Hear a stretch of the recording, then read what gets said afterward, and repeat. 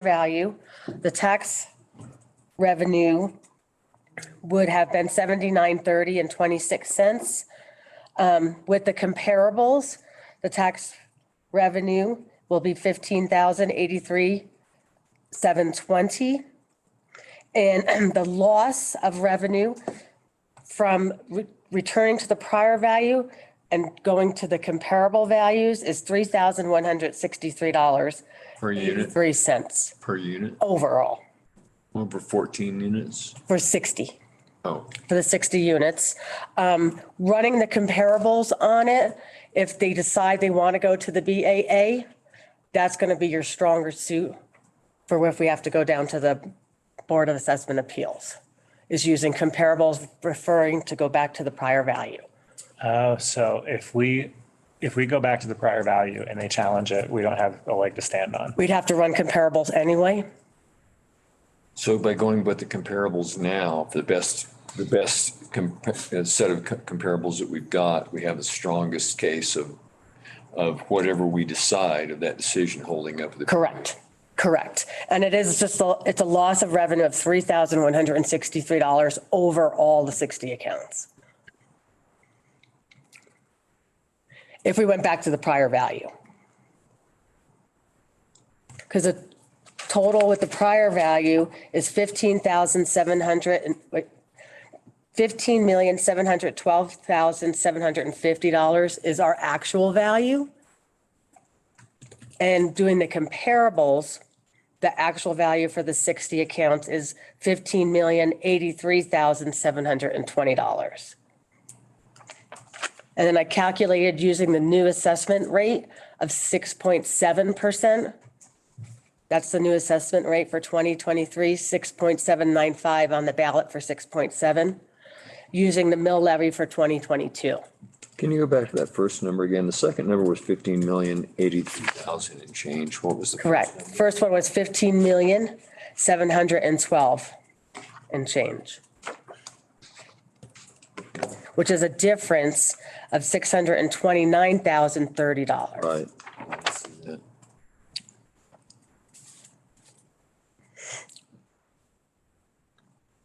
So.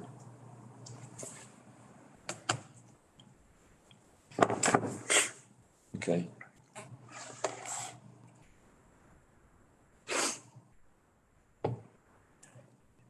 Thoughts? Can I have the actual value again? The actual value for 2022, the actual value for 2022, 15,712,750. Thank you. Are you okay with the 23 value? Is that the 15? That's with the 3,720? Yes, that's with the comparables. Okay. I mean, this might, I don't know. I want to dig in a little bit more to the legal question of what happens if we're challenged. I wonder, is this the right setting to do that, Peter? I'd rather discuss it offline initially. I don't know that there's much to address. Because, I mean, you made the statement that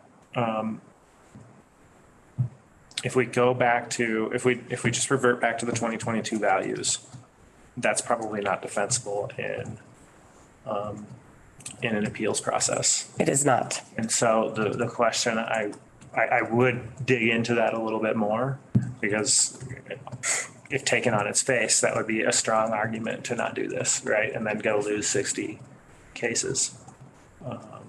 We could either dig into that question or just accept that. I think that would be a strong argument that the decision in front of us is either go reassess all those properties or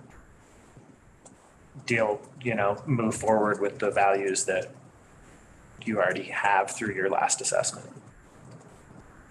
I've been to the BAA before, and they're going to require comparables.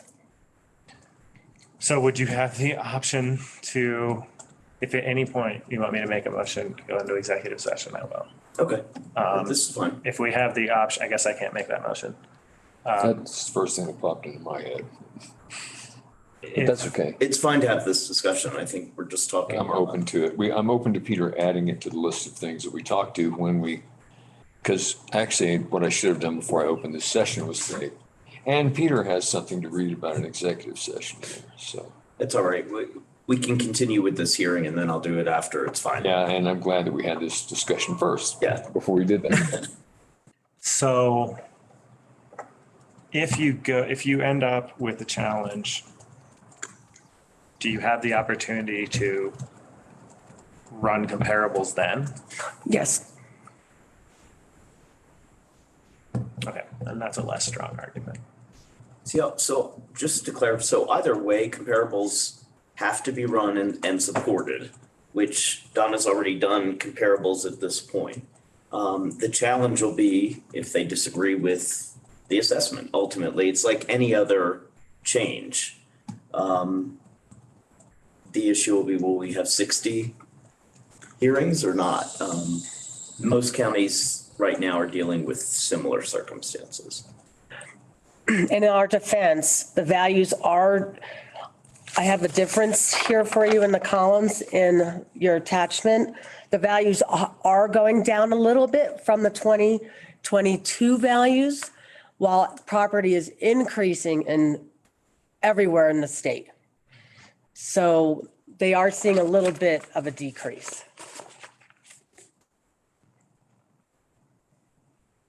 So I do believe we have a strong case if somebody does protest the suggested value. I mean, I think my larger concern is knowing sort of that we have our arms around sort of two things. One is how it happened and is it limited to these 60 properties? Yes, it's limited to these 60 properties. And running some of the comparables, it looked like it has to do with the condition of the properties. If they are, we have them in good condition, fair condition, or very good condition. And when I looked at some of the comparables, if the condition is good, it came right in line where I feel it should be based on the comparables and the sales that are out there. Now, if there was a condition that was fair, it seemed to be a little bit lower than what I'm seeing for the sales. So how I think it happened is probably do a little bit of me learning curve and because of the condition for this area.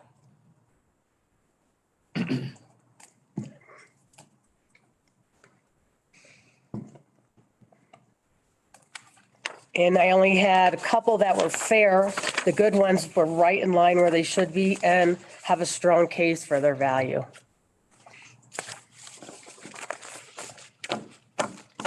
What's the overall reduction in property tax that would be collected based on the assessment?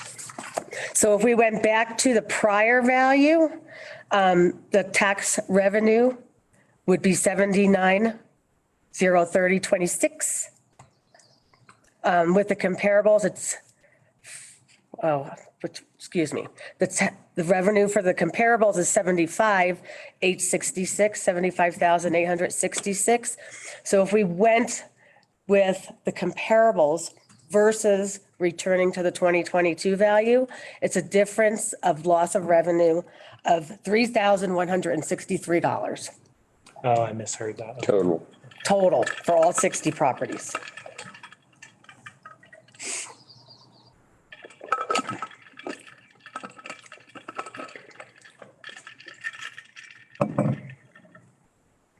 Well, we can't mobilize. And again, that's using the 2022 mill levy. It's really only $50 a property. That seems almost exactly equal. Yeah, the loss in revenue from doing the compare is only $3,000 overall. To me, that's the same as no difference in the scheme of things. Yeah, it's not that much of a difference. It's actual value, it's $629,000. In actual value, not revenue. The revenue is the assessment times that amount, so, Correct. yeah, got it. And the mill levy, so. yeah, Correct. 3,000. Am- So you're basically saying $3,000 in property taxes on 629,000. Correct. Am I looking at this right when I read? I'm just looking at the comparable account number 00117. Condition fair, Yep, previous value 225,000. correct. That was the 2022 value. That's correct.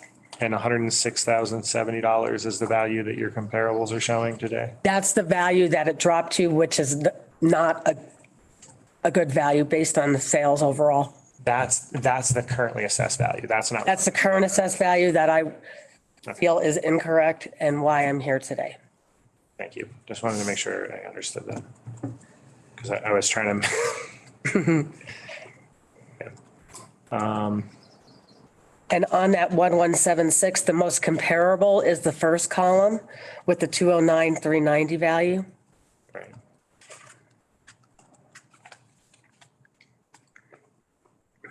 And as you can see there, the condition is a big adjustment. And that's why I think that this was an issue in this area. And $7,000 adjustment.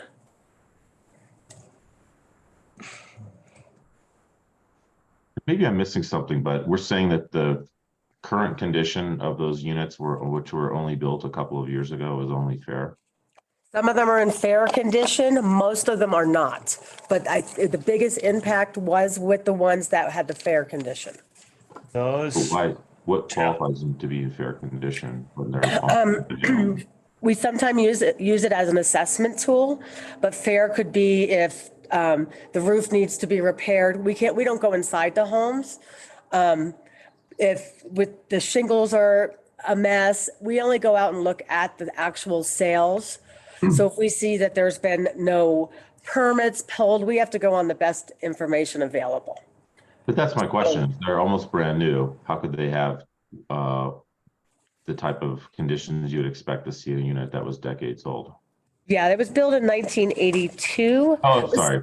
Never mind. I was confusing it with the other development there. Right, so this is the Bighorn confirmed that's in Idaho Springs. Correct. right? Bighorn IS, yep. Okay, Oh, right. And then we have Bighorn Crossing. Right. which is in Georgetown. Yeah, Reasonable these mistake to make. are the west end, no, these are This is, the east end. yeah, on Riverside, behind Starbucks. Right. I'm thinking of Miners Manor or whatever it is on the west end, so, yeah.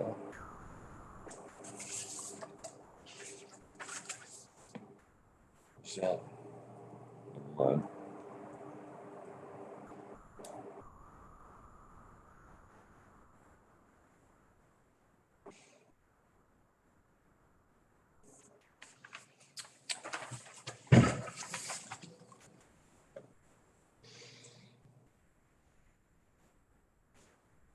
So your recommendation is to Go with the values with the comparables, the comparables? which is a loss in tax revenue of the $3,000. Overall, 60 properties. And is the least likely to be challenged, or if it is challenged? That is correct. Most likely to hold up. That is correct. And will hold up in the BAA.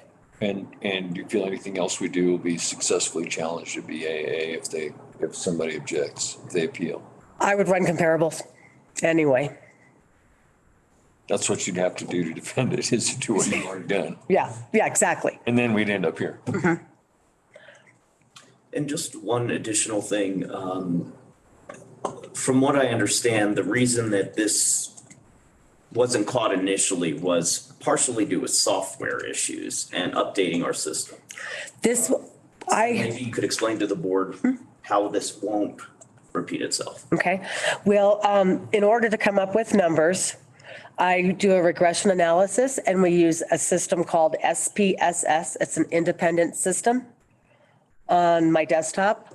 And I don't see those overall numbers. I only see the sales at that point. So then the system, I put those numbers into my Eagle system, which is my assessor system, and that sets values then to the condos and townhomes. I wouldn't have seen it unless it was protested. And that's how we discovered the problem. Somebody protested their value in the Bighorn area. And then you dug in and saw that it had been a blanket Correct. thing that happened across the board. And his protest wasn't even legit. He was saying his value was too high and the value was $106,000. And he wanted a $200,000 value.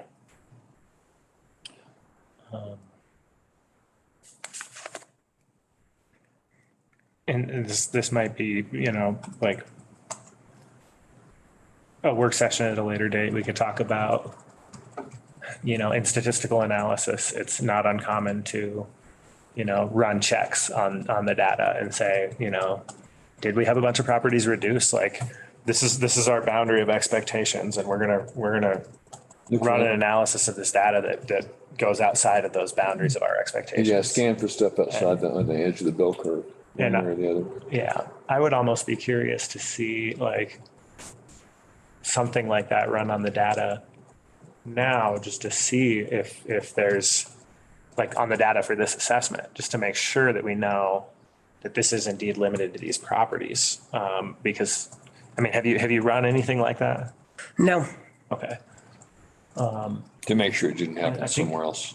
I mean, that's, well, I ran percentages for the state and it was residential, overall residential with an increase. I believe it was overall 35% increase in Clear Creek County for residential, which was kind of in tune with some of the other counties. So as the board, George, when you're talking about this, are you thinking more of a kind of a routine spot check where we need to check random? It's kind of a safety measure. yeah, I mean, if you say my expectation is that a property's value should have increased between 0 and X%. And I'm gonna run an analysis that flags every property whose assessment came outside of that expectation. Right? And I don't know the way that like what your data management software looks like, but I have experience with other versions of data management software, and they all have some kind of a tool like that, right? Whether it's Microsoft Excel or regression analysis software that flags like, here's what the regression analysis shows, and here are the outliers. Right. What's outside the norm? And we have to have a medium of 0.95 to 105 for the overall sales, which calculates the values to the beds, to the baths, to the square footage. So we're required to have that median. And then we also have to have a COD as well, which is the coefficient of dispersion. Right. So we have those checks and balances that we have to be within those guidelines. Yeah, And is that, go ahead, Sean. I think we're talking about two different issues here, right? One is how do we resolve the known issues? And the other one is let's make sure there are no more unknown issues. And I think we can kind of handle those separately, right? We can, and the reason that I'm asking the question now is because you could argue that you want to really be sure that you know that this is the only problem before you start sending out adjustments. Maybe that's a bad argument. Maybe you'd say, no, let's deal with this now. We'll deal with issues that we find later. And as I That's what I said, think.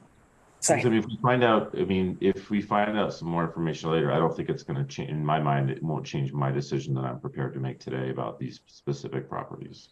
Okay. And through our protest process with 624 protests, we didn't see any other issues but this one. Yeah, it doesn't mean they're not there. No, that's right. Yeah. No, but among those who did protest, what you're saying is this problem did not show up among any of the other 624 at all. Which That is correct. And I agree with Sean, it doesn't prove they're not out Correct. there. But Yeah, the reason this one showed up is because someone made an error and actually already got a good deal and wanted an even better one. Right. Which you can't really count on. Right. Yeah. So maybe that narrows down the ones that you want to do the analysis on, but Okay, but, oh, sorry. as opposed to the whole body of every property in the county.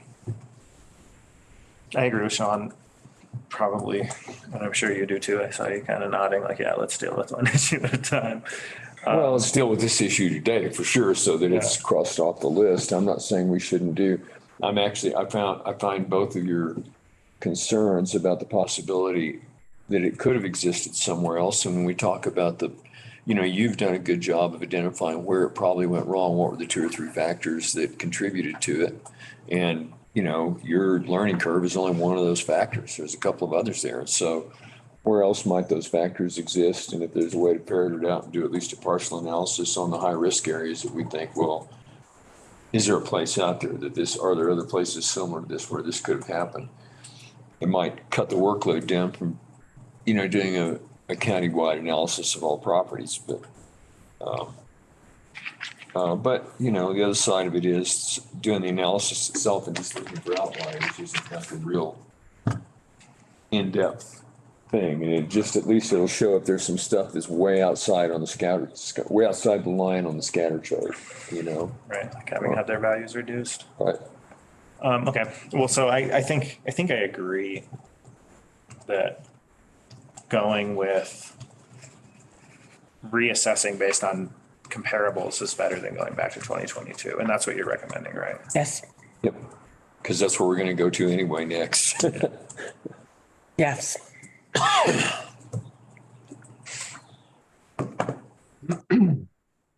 Okay, so what do we need from us?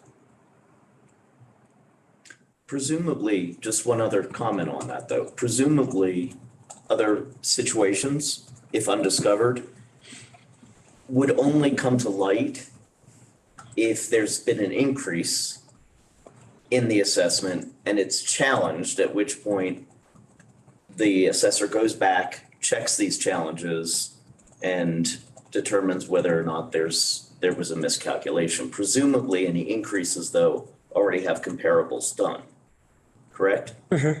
So, that being said, I just want to make sure that that's understood. Ergo my comment a moment ago Yeah. about maybe this narrows down where we need to look. Exactly. As few people protest decreases. Exactly.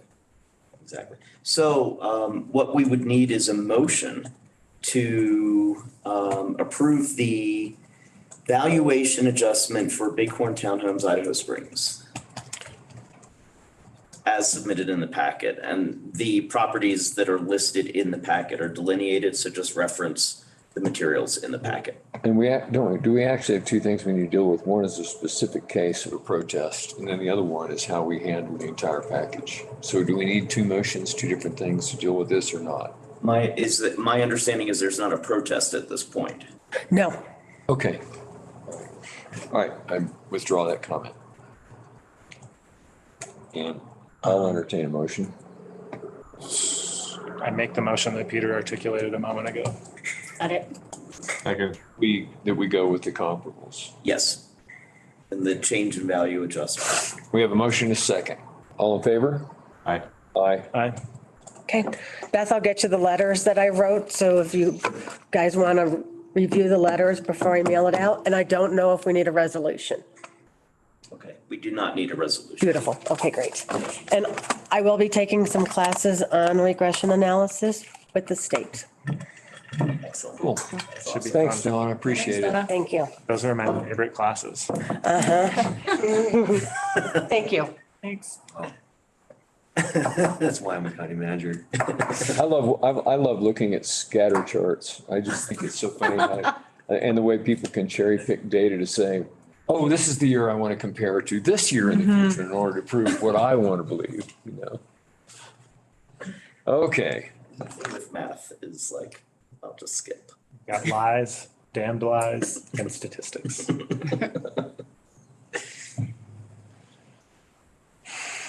Okay, so the next item on the agenda is consideration of approval of Colorado County's incorporated legislative issues submittal, Brian Bosshart, and I'm sure others have comments. Yeah, I need to start putting your guys' name down on these items that are Oh, really wait, yours. wait. I have to back up a little bit. But Peter, I would like for Peter to read into the record as early as possible, which is now, Okay. because we can't go earlier than now. So we did add an executive session. It's been added to the agenda, it just hasn't made the online version, but I'll read it into the record.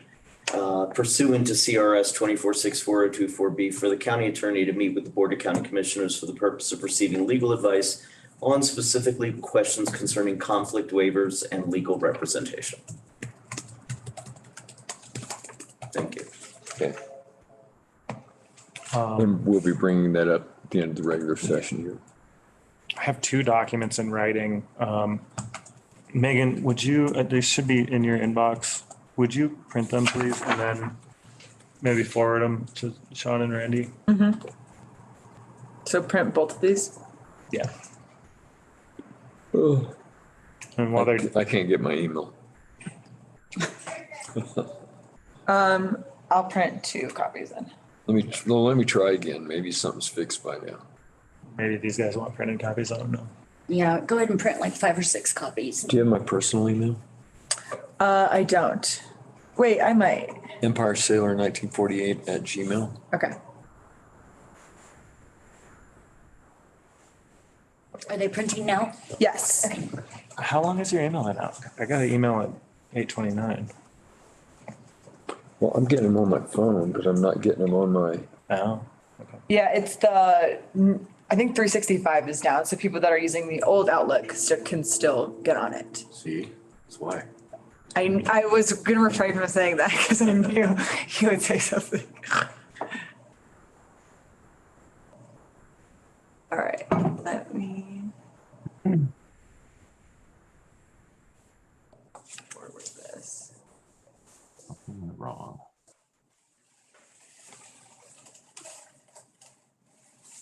Empire Sailor at what? EmpireSailor1948 @gmail. Okay. And then I'll send it to Sean too. careful guys, I'm drinking coffee. I'm gonna start getting all jumpy. I thought you came in jumpy. You're gonna get jumpier. I came in excited. That's pretty much the same deal. I woke up early and have been cooking on ideas. He's got some proposals. Okay. Sean, I just sent you that email if you want to look at it. Okay.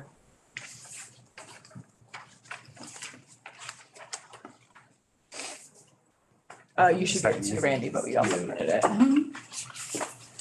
Thank you, Beth. Got it. Thanks, Beth. Betcha. Sorry, I kind of printed them out of order. Thank you.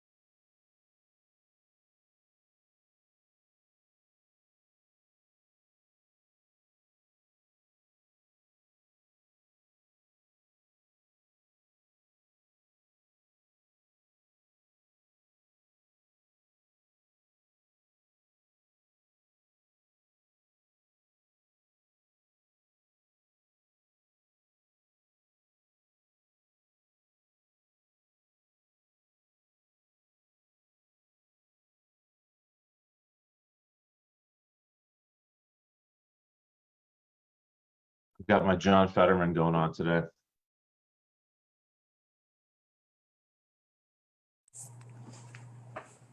You've got your what? John Fetterman going on today. Yeah. He's he was standing next to Biden and everybody else was wearing suits and he had some stained hoodie on. It was amazing.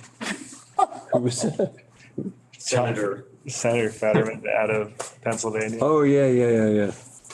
And he's like 50% larger than any other human nearby, which makes the whole thing look even stranger. Yeah. So is there three? 1, 2, and then 3? Yes.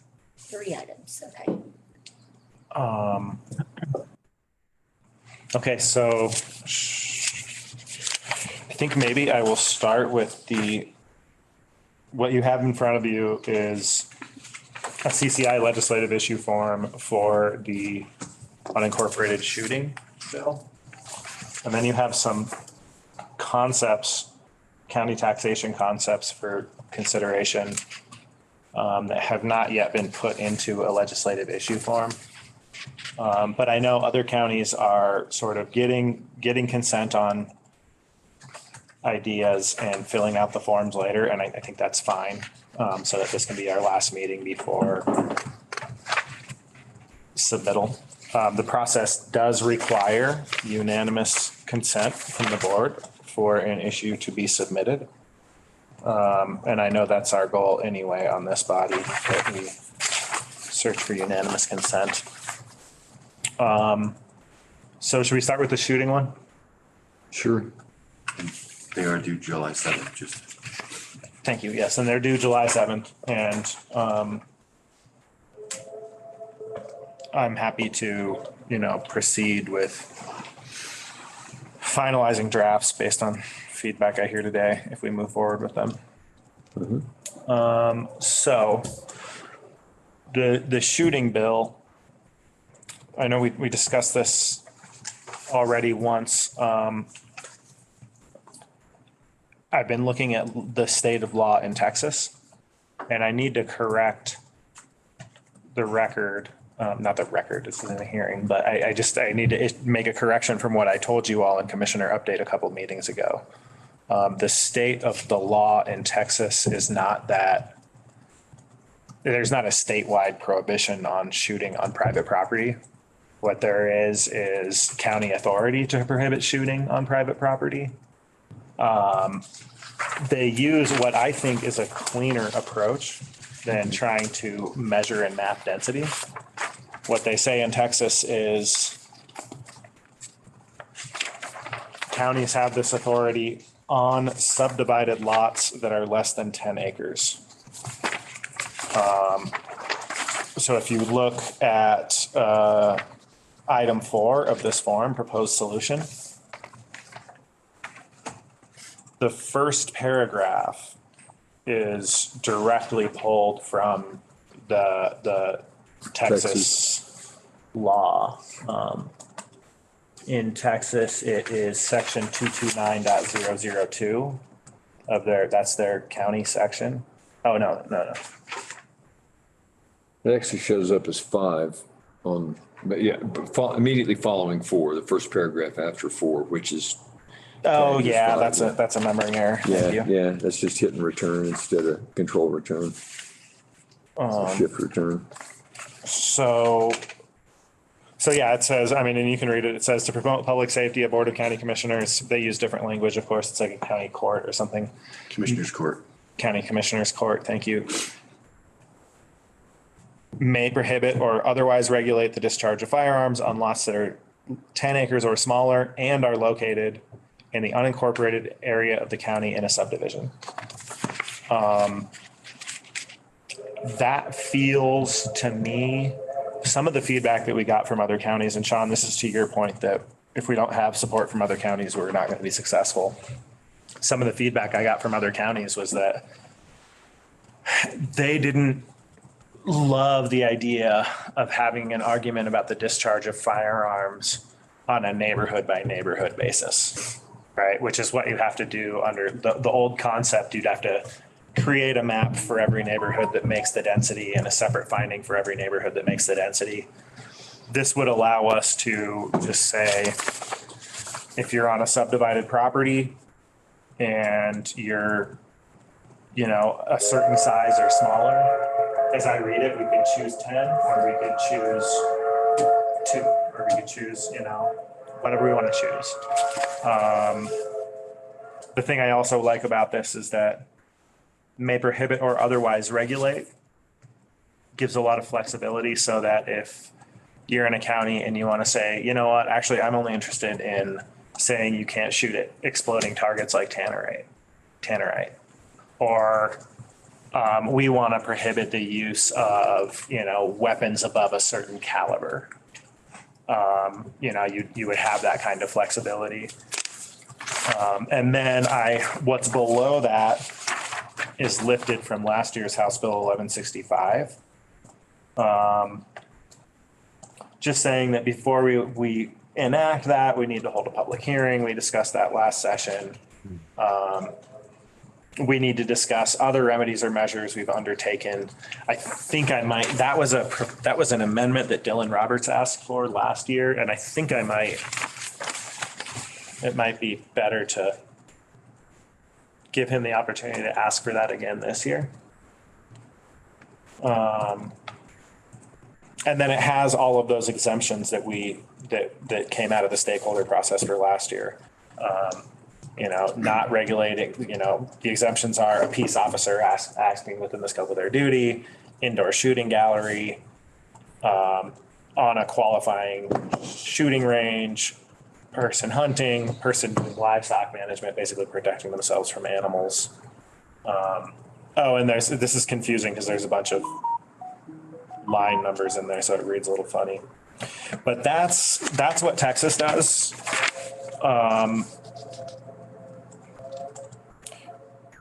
I'm tempted, probably not within the CCI process. I'm tempted to shop with legislators this proposal and a proposal that would be just county statewide prohibition based on lot size. That might be something that legislators get more excited about and, would solve that problem. I was writing down notes. I was thinking about what you said right before that. The lot size is the one that you are tempted, you said, to go with. Well, I think the appropriate proposal to see if it can gain support at CCI is authorizing county authority. I'm curious about whether legislators would get more excited about, rather than giving counties authority, just doing it. Making it statewide. Just making it statewide. And my intent after a conversation with Rep. Amable is to kind of shop both concepts with legislators. As far as CCI, I think it would be unwise to propose both concepts. I think this is the proposal that, control.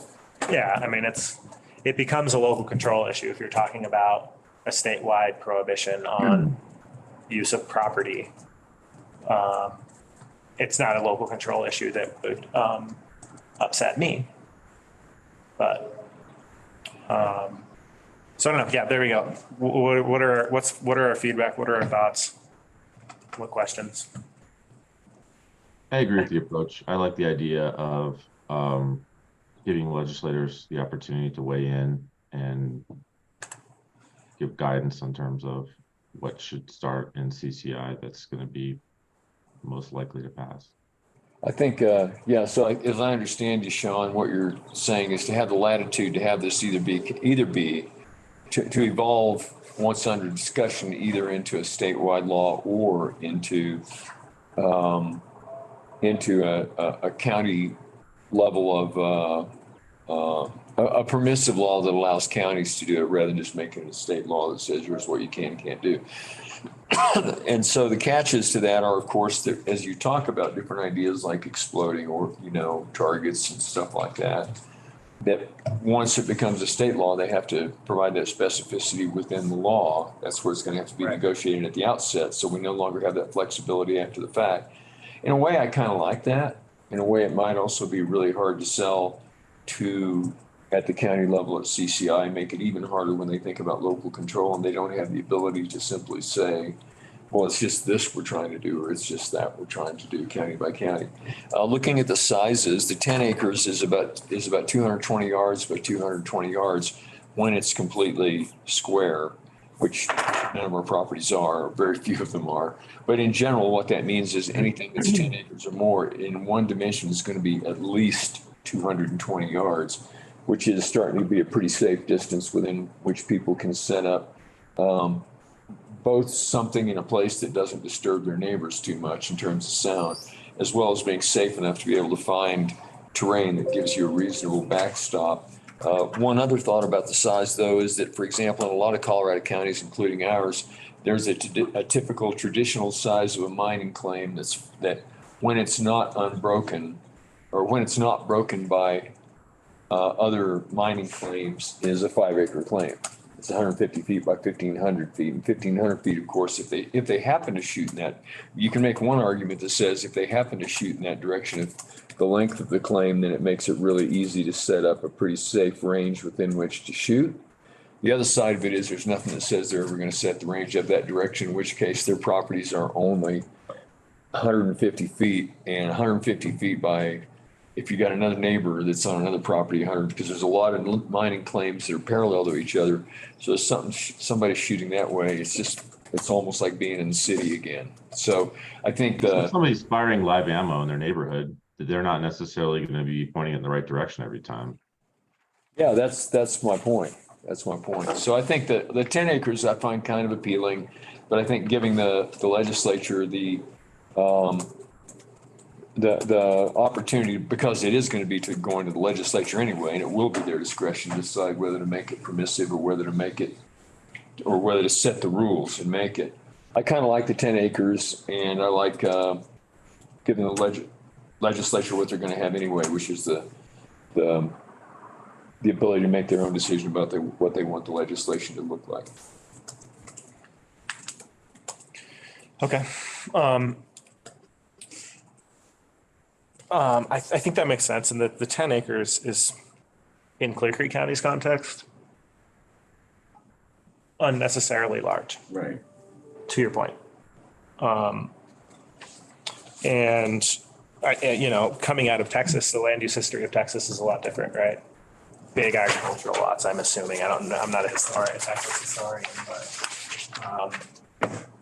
but however, the subdivided, saying that it has to be subdivided would make a lot of mining claims not eligible. Exactly. And that's something that for us to wrestle with. I mean, I think the thing I like about saying a subdivision is there's a link to counties have authority to create problems that they don't have the authority to solve by creating, for example, 3rd-acre lots, hundreds of 3rd-acre lots right next to each other in a subdivision, right? Known as St. Mary's Glacier or Alice. So we have the authority to create the problem. We don't have the authority to solve the problem. So there's like a tie to legal authority we have that I like having it there.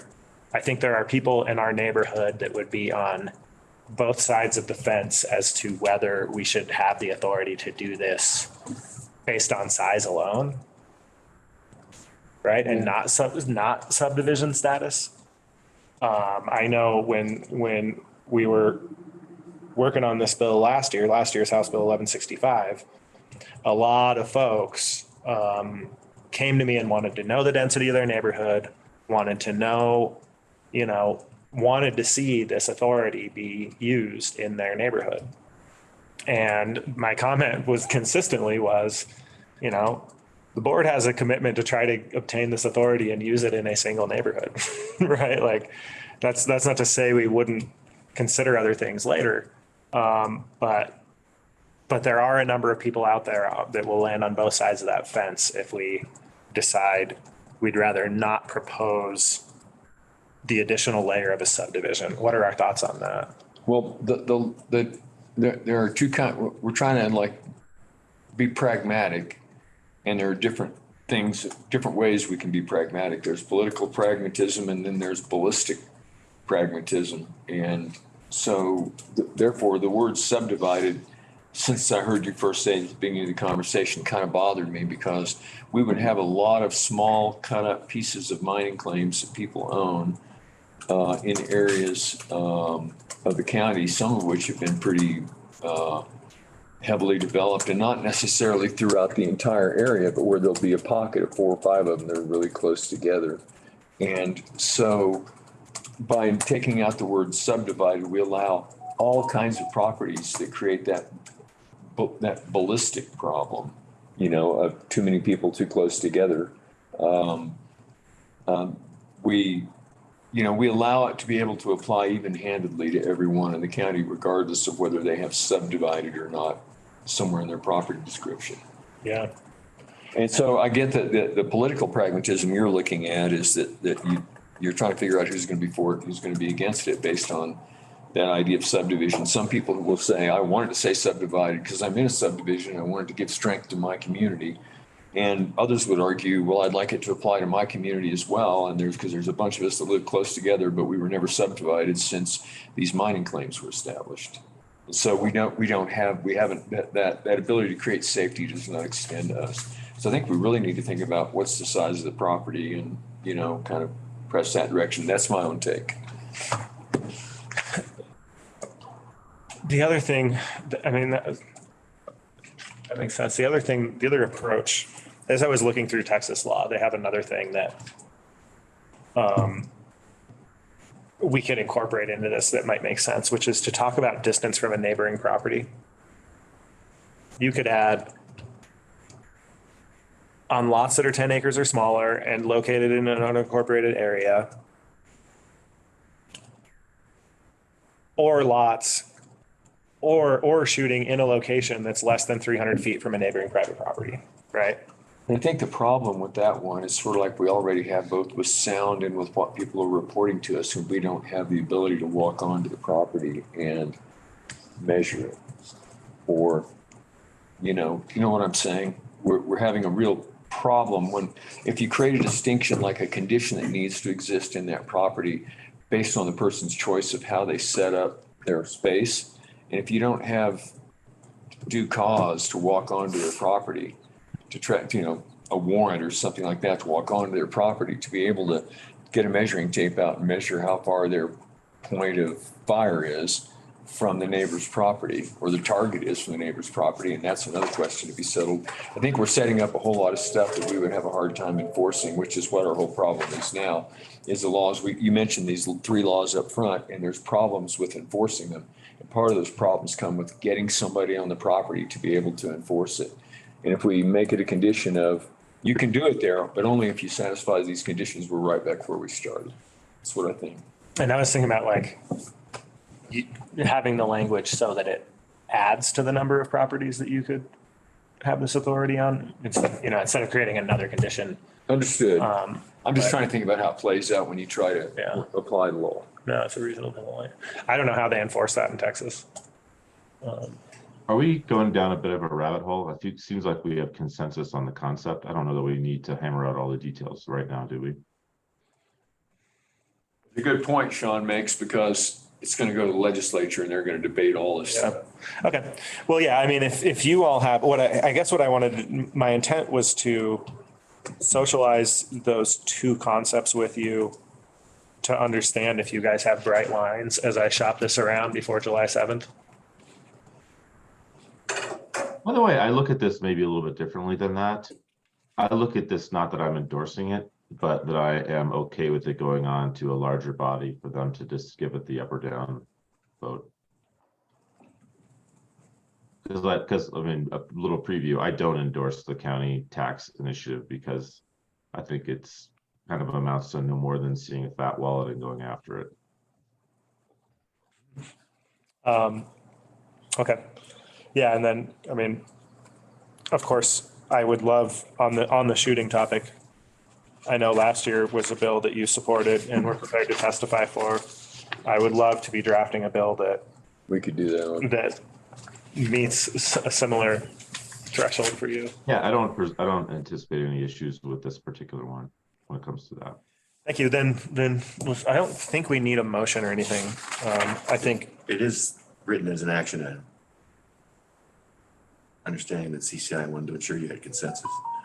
Has this Oh, proposal? yeah, we do need it. CCI requires that it's approved by the entire board to pursue these legislative items. So we should just have a blanket motion that says we approve these two items for George to draft language and get turned in.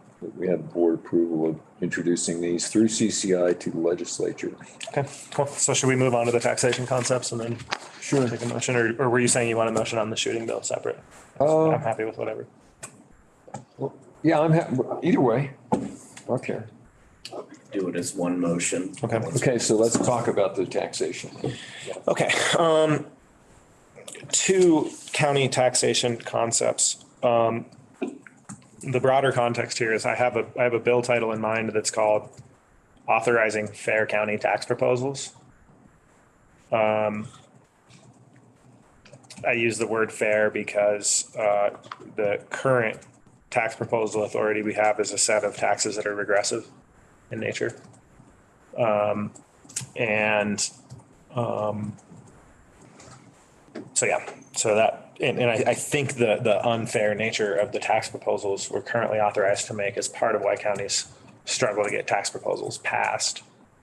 And so the two specific concepts that I want to submit to CCI, who knows what their bill titles will be, right? Because we've got one thing is like trying to figure out what the legislature wants, and then the other thing is socializing ideas in CCI. And if there's something that really gets legs at CCI, then that's an indicator that we, maybe want to run with it. So the first one is actually wouldn't fall under that bill title, right? This would be authorizing a short-term rental property taxation equity fee. And there's a little bit more context I'll share with you, but basically there's been a lot of conversation at the legislature for years about changing the status of the assessment status of, did we lose Sean? And we just turn off his. Okay.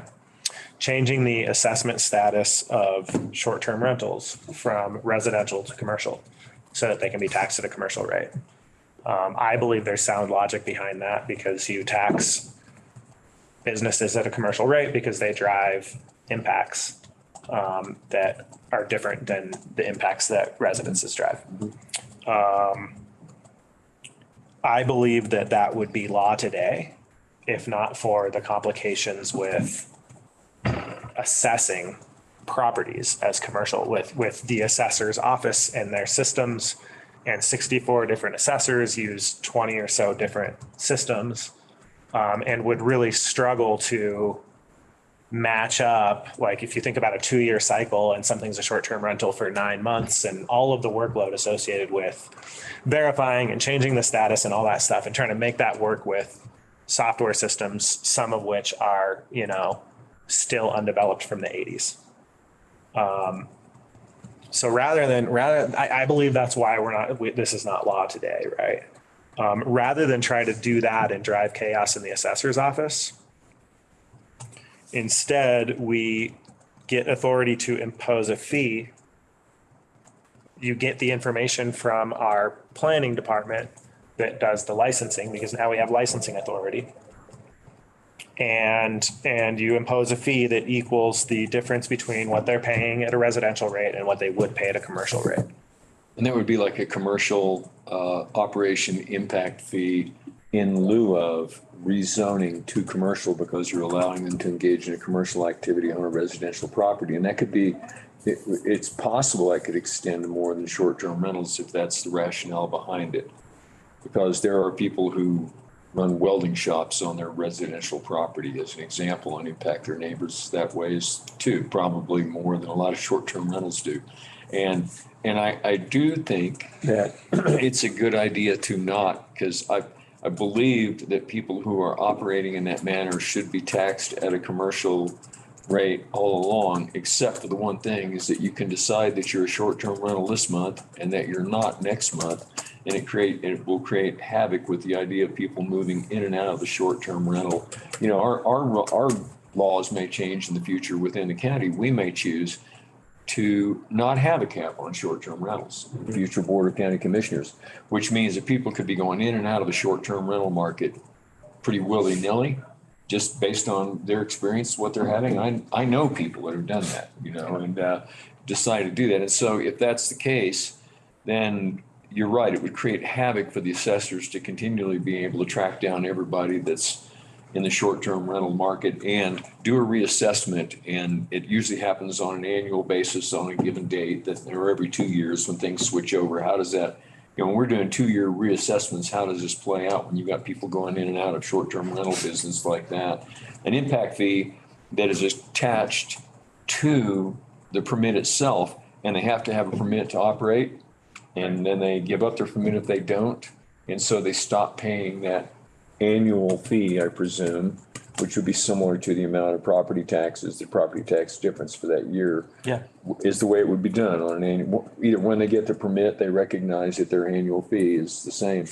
Now, somebody else may play the game that says, okay, for 2 days out of the year, I'm not a short-term rental or something. And, Yeah, exactly. And I mean, we know like there's a reason that we have a lodging tax, right? The reason that we have a lodging tax authority is that we know that the size of your lodging sort of approximates the size of your tourism impact. And lodging drives impacts all over the county, right? It drives recreational impacts in the woods, which creates wildfire risk and other things, and just resource degradation. It drives traffic on our roads. It drives all of the impacts that we struggle to manage, including running the short-term rental program itself.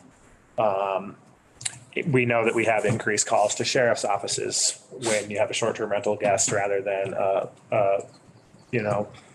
and this isn't to say short-term rentals are all evil and need to go away. This is to say we need the resources, just like any other commercial business. We need a higher tax rate in order to,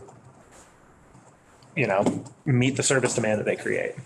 So I ran like a back of the napkin calculation for what it would mean to Clear Creek County if short-term rentals, the 200 or so short-term rentals, were paying a commercial tax rate. Using an average property tax payment for a home of $2,000, which I think is probably fairly low. I'm happy to throw a different number in there if people want to see a different number. And the ratio between the commercial assessment rate and the residential assessment rate, which is 4.2. If you're commercially assessed properties pay a 4.29 higher. 4.29 times the commercial. 4.29 times the residential rate. Thank you, Randy. So you multiply those together, and the revenue potential in Clear Creek County is $1.7 million. I know, I think that's a really meaningful number for us to be able to have services to address the impacts that we're seeing. And so I think this is like a really high value proposal for us to make. I think it's very fair. I know from the books of a short-term rental operation, and I'll just share the books on my operation. When I ran a short-term rental in Idaho Springs, it amounted to a part-time job worth of work, and it was still growing. I didn't hit my occupancy potential, but I was earning $40,000 a year, and for a part-time job, right? And so what I know is that like paying an additional $3,000-$4,000 in property taxes. Let me be accurate about those numbers. 2 times 4, paying an additional $8,000 would have made it less valuable a business for me, and would have totally, I could have accommodated it. Many of these short-term rentals will find that it's still worth it for them to do it. And this also fits into a policy goal, right? Which is to have the right incentives for things. And what we're seeing is long-term rentals be converted to short-term rentals. Sean, to your point about we need proposals that other counties can get behind. A lot of other counties have a huge problem and are spending dollars out of their general fund to pay short-term renters to become long-term renters. Summit County has a proposal to offer a property tax rebate to people that are long-term renting their property rather than short-term renting their property. And so this also sort of helps build on the right set of incentives for our housing to be used as long-term rentals, which provides employees, et cetera. We know we have problems in our labor market. Short-term rentals aren't the only source of that problem, but they are an important source of that problem. And creating the right incentives is a big part of what we try to do as policymakers. So let me stop the filibuster. That's kind of like all of the information around this I'm sorry, pitch. were you talking? Yeah, right. I had a cup of coffee. And so I mean, what's your feedback? What do you think about this proposal? A couple of clarifying questions. In the past, we've often made some distinction between whether the short-term rental was owned by a non-resident and operated purely as a business versus a short-term rental where one of the 70 million empty bedrooms in the United States was being used to make some money and not impact the housing stock. Does this proposal make any distinction between those two user groups? That's a good point. All right, and Sean, would that question be relative to, I know we have tried to make a distinction between those who live in their short-term rental as an example versus those who do not. We still have people that move here, become residents, buy up 5 or 6 houses and live in one of them. So as opposed to owned by a resident of the building that's subject to the tax, or owned by a person who's simply a resident of the county, is an important way to understand. That's something important for me to understand your question. I think it's real important that if people are living in a home and they're trying to, for example, in retirement, supplement their ability to remain retired by renting a portion of their house out or something like that, that's a little different situation than someone who's buying up, 5 or 6 homes in a subdivided area of the county and then short-term renting them all out and effectively running a dispersed hotel. Right. And, I don't want to overcomplicate things, but I just used George's example, right? You lived there, you had the ability to rent out a room. I would argue you did not really create any meaningful impacts that the county had to fund. So charging a person like, 2017 George Marlin $8,000, I can't really connect the dots on that one. I think that's fair. I mean, I would say there's less impact when you have somebody in the home, not zero. I mean, I did have the police get called on one person. But you make a good point. My answer to you is that it should, and it does now. Yeah. And I mean, our permitting process can handle that, right? Because we make that distinction. Yeah, but fundamentally, I do agree that if I go buy a house in DLD or St. Mary's and I have no intention of ever living there, my only intention is creating a business and to make profit from that business, that is, that looks a lot like commercial use to me. Right.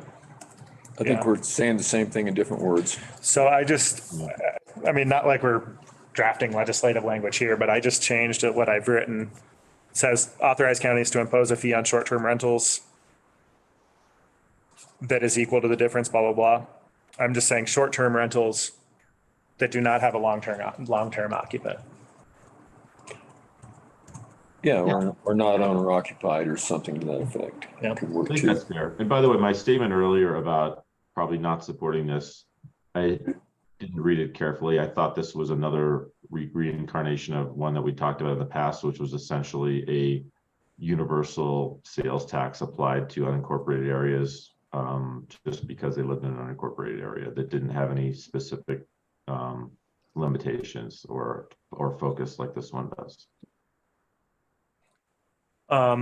Yeah, I chose not to push on that issue this year.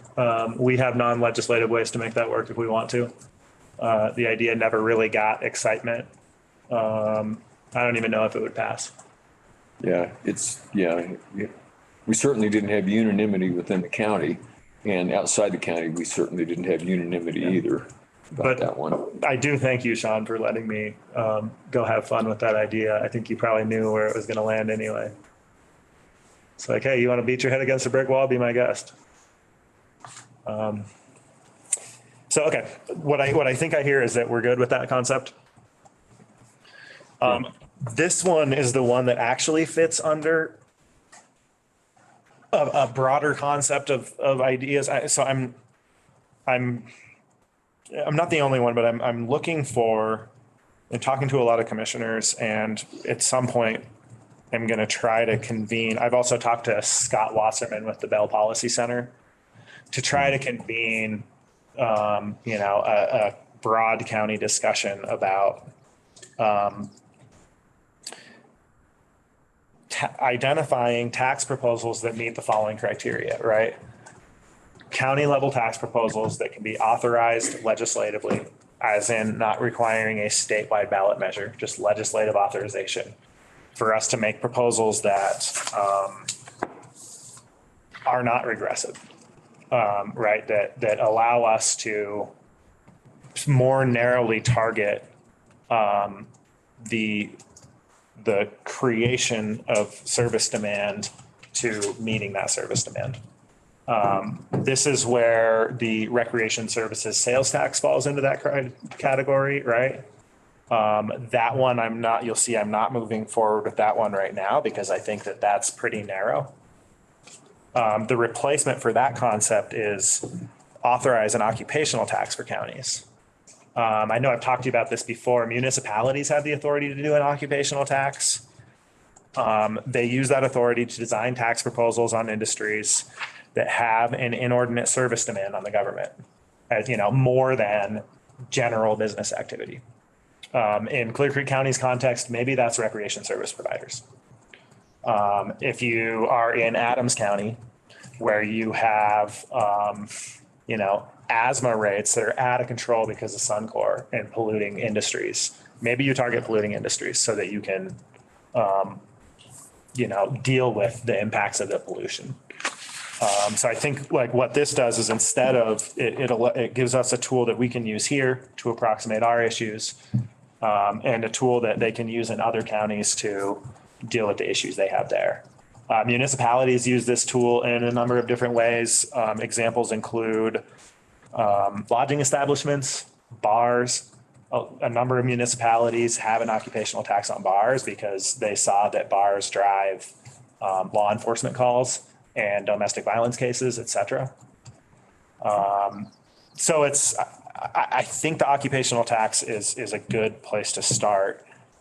And maybe the proposal that we bring into CCI to get the conversation going about, what fits in your county. Is there a different concept? The other concept that I know is being worked on out there is some kind of a second home or vacant home fee or tax. That idea is not well cooked, but might fit into this, right? Where you have, it could be argued that vacant homes by what happens in the real estate market when people from out of state with enough money to buy properties with cash is what's driving up and causing our property taxes to double, or our property values to double in a couple of years, is definitely driving service demand. And so that's a proposal that's out there too that I wanted you to know about that I think fits into this bucket as well. But let's talk about the occupational tax, because I think I would just state that to CCI. What do you all think about that concept? First thing I would note is your example of alcohol. I mean, that's a classic regressive tax, right? I mean, I don't know if bar sales is regressive. Taxing you know, Depends on what bar you're at. taxing, I mean, what am I trying to say here? What I'm trying to say here is that if you're worried about your budget, there are different ways to get alcohol than being in a bar.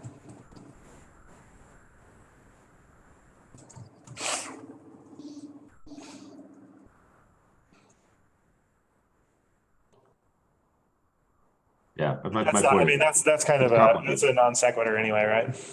yeah.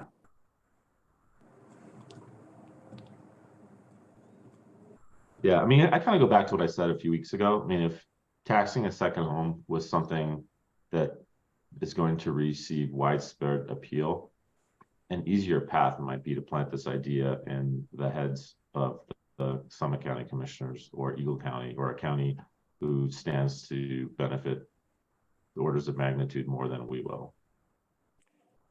And who have a lot more resources than we do too. But that's not to say I'm opposed to you throwing it up to CCI and seeing what happens. I'm not. Yeah, and I don't think I'll make that proposal. I think it's coming anyway. And I was shocked to see that Clear Creek County's vacancy rate actually went down. It is not what the vacancy rates are in the rural resort area. We just have a different housing market. We've got high value jobs that are drivable. We have no inventory, basically. Our inventory hasn't changed markedly since I've been here. Yeah. And we're not Aspen.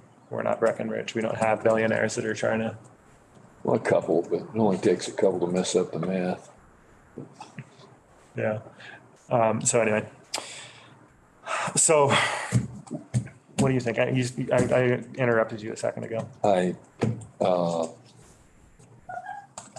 If we're talking about the occupational tax first, but you did just move on to the second home fee tax again. I guess the question is, which one are you asking for right now? I'm asking for the occupational tax. Okay.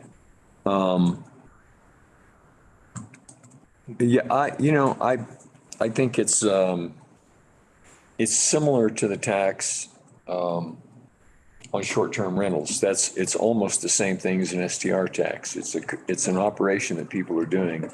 It's creating an impact. It's a similar concept. Thinking about this leads one to think about that. What about those places that are already commercial, but have an undue impact on resources based on the nature of their commercial operation? And I guess the devil's in the details on that. Whose ox is it that gets gored? I'm actually not staking out a position one side or the other, trying to argue for or against it, other than maybe to say it's a pretty sticky wicket. It's a rough place to try to choose what those things are and identify them. So the method, the criteria through which we establish which commercial operations need to pay an additional tax on top of their commercial property taxes, whether they're renting or, owning the property, either one, it comes out the same. The devil's going to be in those details about who we've identified, and who identifies them and how they're identified. And you land on the reason that I hesitate on this concept. And you almost make an argument to make a more broad proposal to CCI. In order to do an occupational tax, you probably need to know who's out there, which means you probably need business licensing authority, which counties don't have. Yeah, there's that.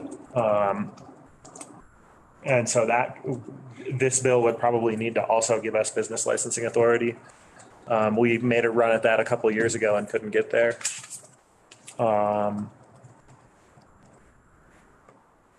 You almost caused me to say, and I know I don't have this in writing, but to ask you guys for permission to propose just the broader bill title, right? Authorizing county fair tax proposals. And write out some concepts and leave it at that. I think you're talking to switch over to a county business licensing authority. No, I'm saying just make the concept more broad as we propose it to CCI. Just the concept is to authorize fair county tax proposals, talk about this one, talk about the recreation services tax, and just kind of list a menu of concepts that are out there.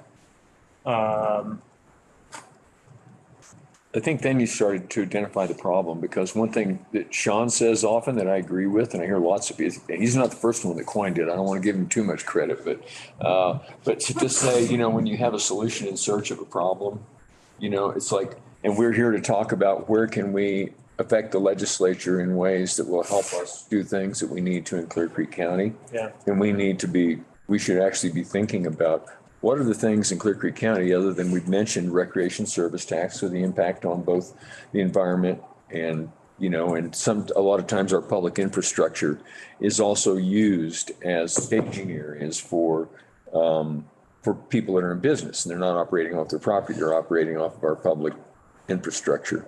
So if we have places that we can identify that are like that, like we mentioned, the recreational use tax, we we can tangibly see the application for short-term rental. What else is out there that this additional tax would apply to? Would be helpful to know, I think. Yeah. I mean, Of course, we got July 7th to tell CCI what we want to talk about. So maybe a menu of things and a concept and an idea is about the best you can do by July 7th. Right. We're not going to talk about it again after today before that. here's the problem definition that I have that, to the broader conversation about authorizing fair county tax proposals. The problem definition is this. In Colorado's system fiscal environment,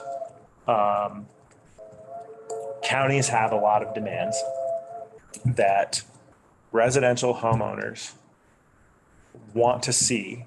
They want to see us show up for them on housing issues, on wildfire issues. They want to see us make childcare possible, which is only possible when you subsidize it at the local level. You can look around the state and see that. There's a host of issues that there's not a county in the state that has adequate revenue to confront. All of those issues you just named require subsidization. Right. Subsidization. At the same time, we see the legislature continue to reduce residential assessment rates because residential property taxation is regressive and unpopular. And what we need, therefore, and we also see that there are some counties that don't aspire to have the revenues to show up on those issues, or maybe don't even have those issues, right? And so whenever the legislature is talking about lowering the residential assessment rate, they have county commissioners that show up and say, this is fine, we don't need the revenue. So the problem definition is you have some counties that have huge impacts and huge problems to deal with, like wildfire and housing, other counties that don't. And so rather than have this statewide conversation about what the residential assessment rate should be, or try to have a conversation about getting a regressive, unpopular tax proposed and passed in your county, you have the option for those counties that have the problems and aspire to solve them to make proposals that are fair and popular that can pass, so that we can actually show up for people on these issues. So that's my problem definition. Mm-hmm. And let me just state that all of these ideas gain some traction with me. I'm just pointing out some spots in a couple of them that it does create some work for us to figure out whose ox is gored. Yeah. And I have had conversations with legislators about this, kind of in the wake of them reducing the residential assessment rate again this year. And there's some interest out there in saying, hey, yeah, rather than try to have this statewide conversation where some counties would do good things with this revenue, others wouldn't. Let's authorize the counties that aspire to do this to propose something to their voters. So, I think that there's some interest out there in this approach. And I don't know. Irrational optimism is kind of a job description over here. But I think that this is the way, if you're in Clear Creek County and you've got a $2.9 million budget deficit, which means that, and you historically have not done enough on wildfire, housing, childcare, name the issue, recreation management, you've got a tough problem to solve, right? The answer isn't, I don't think, trying to figure out how to convince people that that their property taxes need to go up. I think it's around having the authority to make a proposal that is more fair and more popular than that.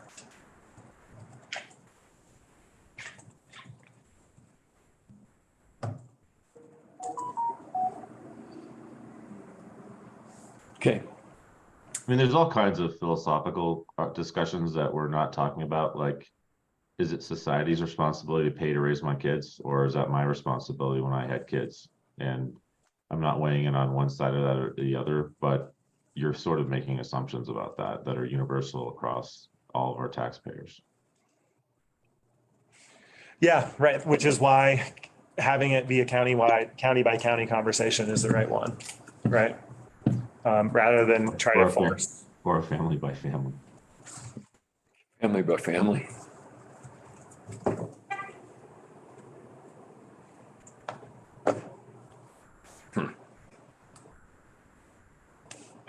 That just prompted 3 or 4 more comments that I could make that I won't. Yeah, I mean, yeah. And that was not a slam at you, Sean. It just suddenly some humor went through my head about the ways, the different things we could tax. Yeah, I mean, my point is there's a lot of different stakeholders that we represent, and you're talking about serving a very specific constituency. I am. I mean, I don't know. I like paying taxes into schools in spite of the fact I don't have children because, Right. you know, I think society thrives when our children thrive, right? I think as a society, we do smarter things when we know more too. And But that helps. Education helps with that. And this is the conversation I want to have with voters, right? And see what voters are excited about. I think what I'd like to try to do is for us to like corral this conversation into a direction that we can give and approve so that we can make a motion. And so we've kind of, we've talked about a lot of different ways to approach this right now, particularly the occupational tax for counties. I think we're cool with the short-term property tax equity fee, and we are cool with the shooting issue. And then how can we corral the conversation or the ideas around, George, based on everything you've heard, what would you like to do with this concept around occupational and similar taxes, how to round that up into something we can present in a few sentences to the legislators that they can understand and actually do something with potentially. No, thank you. I've been undisciplined in this conversation. We all have been. That's not it. I'm just trying to get a rope around all of us right now. Yeah, I mean, I think our options are move forward within CCI, which is, I walked into the room saying, let's just move forward and propose authorizing an occupational tax for counties to CCI. Conversely, I could be convinced that rather than that, we'd move forward with a broader concept called authorize, fair county tax proposals. And I could draft up, occupational tax for counties would be one of them. I don't think, for the record, that second concept is going to have any legs, regardless of whether we frame it in the broader or the more narrow context. My intent is to socialize the idea. I think part of the problem is the words occupational tax is confusing and very easily misunderstood. Weaponized. Yeah. Yeah. I mean, it's really, you're saying that because I'm working, my employer might pay a higher tax. And so there's got to be a way to use that fair taxation. I think the titling of the concept we're talking about, when you call it an occupational tax, is confusing to me the first time I hear it brought up at the beginning of the conversation. It's like occupational tax. Are you saying that welders are going to pay more than electricians or doctors, or where are we going with this? So a way to come up with a title that reflects what it is we're trying to get to would be would certainly make it more sellable, I think, both to the legislature and the public. Okay, so that's an argument to go with for me to draft up something under the broader concept of authorize more fair county tax proposals. Right. Sean, are you okay with that? Yeah, Okay. And then we can, I love these opportunities to wax philosophical with you guys. Sorry for taking up your time. I'm glad. Okay, so then I'm gonna move that the board is going to submit the shooting in unincorporated areas issue, the STR property tax equity fee issue, and the authorize more fair county tax proposals issue to CCI with one caveat. The STR property tax equity fee may end up getting wrapped up in the Summit County proposal, which I mentioned briefly. Summit County wants to offer property tax rebates to long-term renters. And I'm having a conversation with them about whether both of those ideas are better suited in the same bill. In which case I would not submit this. So I just want you all to know that and ask for permission to not submit this if I think there's a wiser path. I think there's a liability in here too, in which different counties have different situations going on in their public funding. Yeah. Okay. Yeah. And so Summit County's version maybe we'll give up some public funding in order to incentivize,